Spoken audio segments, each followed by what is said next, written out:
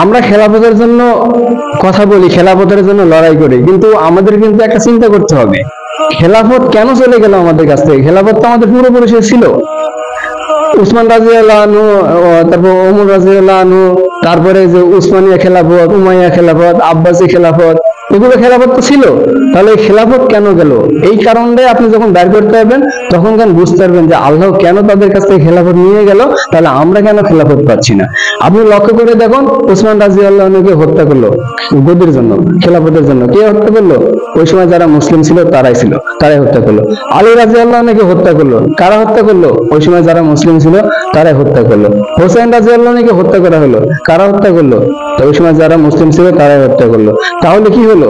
এরপরে দেখবেন যে এই যে উসমানীয় খেলাফতে এসে বাপ সন্তানকে হত্যা করতেছে, সন্তান পিতার বিরুদ্ধে যুদ্ধ করতেছে।